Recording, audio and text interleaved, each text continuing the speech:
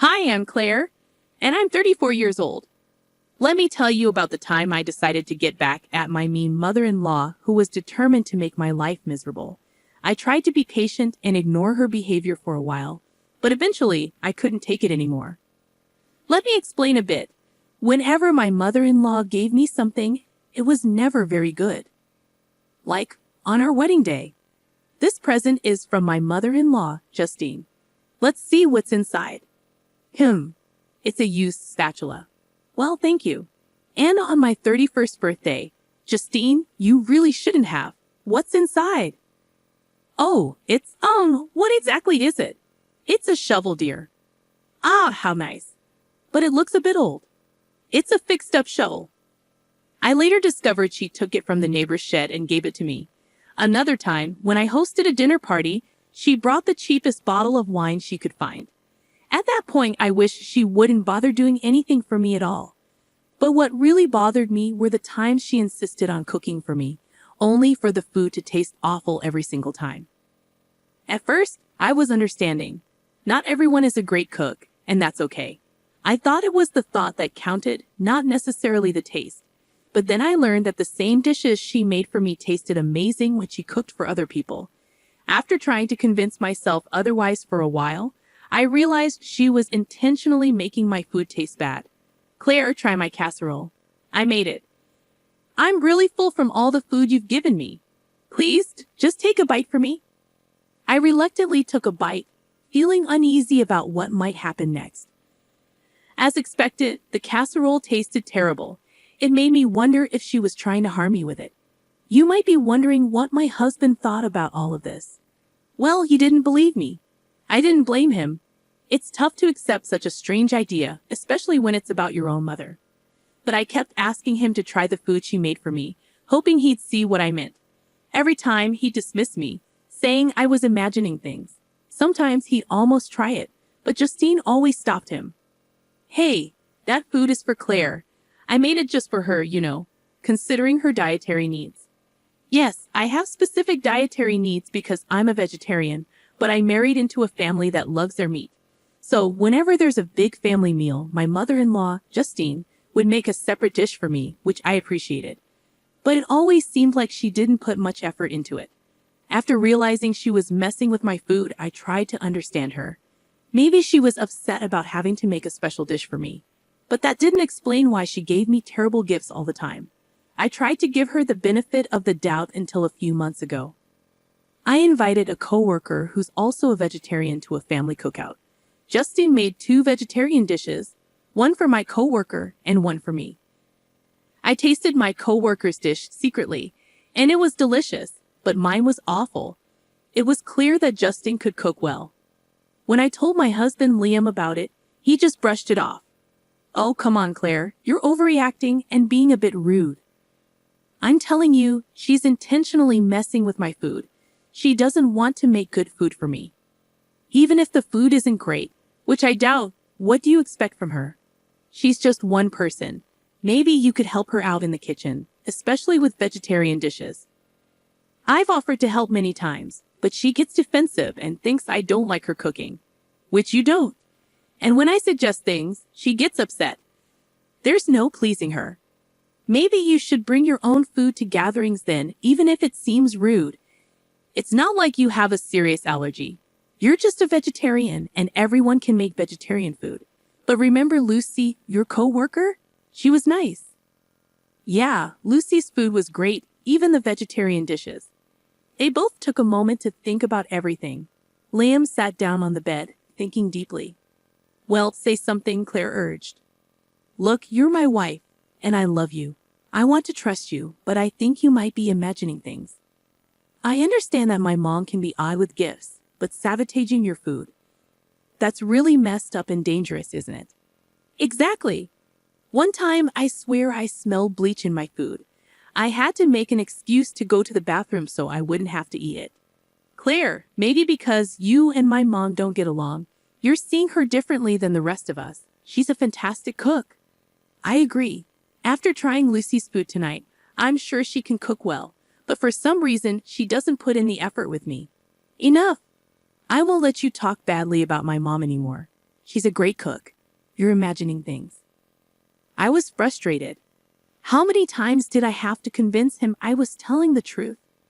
I decided to prove it. I waited for the next family gathering to make my move. About a month later, my mother-in-law called. I'm good, thank you. How about you? Oh, I'm excited.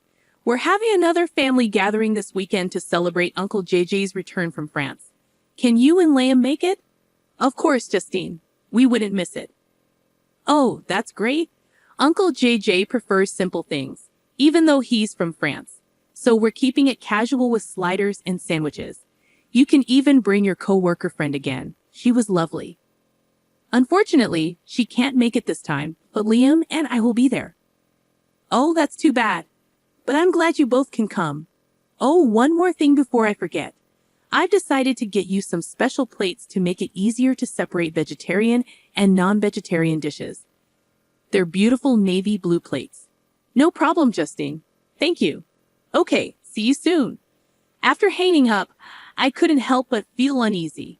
Normally, different plates wouldn't bother me, but knowing what I knew about her, I realized it was just another way for her to make me feel isolated from everyone else. Everyone else in the family always enjoys their meals, but mine are always terrible. So when I complain, I look picky and fussy. But that's not true. There are rumors going around that I'm just being difficult, and I wish I could prove them wrong by sharing my food. But Justine always stops me and gets upset if I don't eat what she made. Sometimes I manage to avoid eating it, but usually I have to force it down quickly to avoid tasting it. Whenever I visit, I dread it and can't wait to leave and make my own food. But this weekend was different. I was excited because I had a plan to show everyone that I wasn't making things up. I had real concerns and everyone needed to see that. The weekend came and Liam and I brought our coleslaw to the barbecue. There was so much meat everywhere. Even the meat lovers thought it was too much. Despite my initial worries, the party was going well. I was enjoying chatting with my in-laws and playing with my nieces and nephews. But when Justine called us to the dining table, my stomach churned with dread. I forced myself to smile and sit next to Liam. You see, Claire, everyone's having fun. Why can't you relax? Mom put a lot of effort into this. Maybe if you had a better attitude, you'd enjoy the food. I was tired of Liam's lectures. He had no idea what it was like dealing with his mom's awful cooking. But I had a plan. Justine brought out the food, and my plate, as promised, was navy blue. It stood out among the white plates on the table, but I didn't care. I was ready for my revenge. As everyone sat down to eat and grace was said, I suddenly exclaimed, "Oh my goodness, is that a snake?" People were startled and chaos ensued.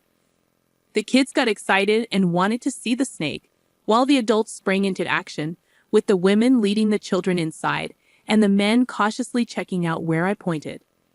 While everyone was distracted, I followed behind the women, glancing back at the dinner table. Luckily, all the food looked similar, so it was hard to tell which plate was which. That's why my mother-in-law made a special plate for me, so she could tell which one had the bad food. As people started to come back from checking for the snake, I quickly swapped the sandwiches from my plate and Liam's. Just as Justine was coming back outside, Liam told her it was a false alarm and the snake was gone. As everyone returned to their seats, there was a sense of excitement in the air, despite the false alarm. People enjoyed the rush of adrenaline, even the elders. They settled back into their seats, and I apologized, saying, "Sorry, everyone. I must have misjudged the ground. Please excuse the disturbance."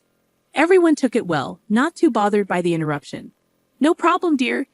It's better to be safe than sorry," someone replied, and everyone seemed to enjoy the little thrill of the snake scare. The mood shifted when Liam took a bite of what he thought was his sandwich, but it turned out to be my vegetarian one. "It's wild," he said before biting into it. Suddenly, he stopped and everyone's attention turned to him. He gagged and spat out the sandwich. "Ew, this is awful." "Liam, that's so rude," Justine scolded him. "I put so much effort into these dishes," Justine protested as everyone began to eat their food, enjoying the delicious flavors. They started questioning Liam about his reaction. Even Uncle JJ, who usually stayed quiet, said it tasted fine to him. I don't know, guys. The food just tasted weird to me for a moment. Sorry, Mom. I didn't mean to be rude. Maybe it's a new recipe. Let me try again. Liam attempted to take another bite, but he started gagging before it reached his mouth. Justine was getting flustered and complained about Liam's rudeness. Mom, I'm sorry, but I can't eat this. There's something wrong with it. Except it's not, I added, and everyone looked at me, surprised by my statement. It was then that Liam noticed I hadn't touched my food. Babe, why aren't you eating? Because it has meat in it, I admitted. The table fell silent, and I saw understanding dawn in Liam's eyes. Mom, have you been messing with Claire's food? Everyone exclaimed, shocked. Justine started shouting in response. Liam, I don't know what's gotten into you. Maybe it's your spoiled wife who convinced you, but I won't stand for this. Apologize now. No, Mom, it's your food that's spoiled. Claire was right, Liam declared. He handed his sandwich to Uncle JJ, who almost threw up after trying to take a bite. Justine's eyes turned to me, filled with venom. What have you done? She hissed. I should be asking you the same thing. You've been sabotaging my meals every time I come here, making me miserable. I confess to everyone. I'm sorry for lying about the snake. But I needed a distraction. Justine has been poisoning my food since I joined this family. Everyone gasped in shock. It's true. I suspected it for a while, and I know I might have seemed picky, but try Justine's sandwich if you can stomach it, I urged. The sandwich made its way around the table, eliciting gagging and dry heaving from those who tried it. They advised the elderly and children not to eat it, and one person even considered going to the hospital due to the smell. Your move, Justine, I challenged. Okay, you got me. I was sabotaging your food, Justine confessed. Why would you do that? Because she hates me. She's always had it out for me since day one, Justine shouted. Liam suddenly looked ill. He vomited all over the grass and collapsed onto the patio sofa. Mom, what did you put in that sandwich? Liam asked weakly. Liam, Oh God, are you okay? That sandwich wasn't meant for you. I'm so sorry, everyone. Please forgive me, Justine exclaimed in panic. Uncle JJ's homecoming had to be cut short, and several family members rushed Liam to the hospital. It turned out that the sandwich contained rancid mushrooms with traces of cat feces, causing severe food poisoning. Liam was hospitalized for some time as he recovered, and my mother-in-law was arrested after confessing to her actions. The incident made me realize the extent of her hatred towards me. She was willing to harm me just because she despised me. If it had been me, she might have delayed getting help. But because it was her son, she rushed to fix her mistake. However, it was too late. Thankfully, Liam recovered fully. During his hospital stay, he repeatedly apologized for not believing me about his mother's actions. His mother attempted to post bail, but the other family members refused, insisting she needed to reflect on her actions.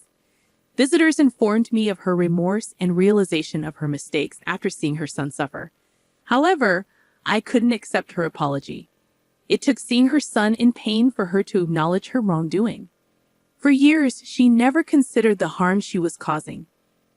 Who knows what else she put in my food? I endured it in silence, often getting sick and missing work to recover. After sharing this with my husband, he felt even more sympathetic towards me and promised to always believe me. I'm relieved I could impart 2 lessons. Always trust your spouse and don't mess with me, or you might end up in jail.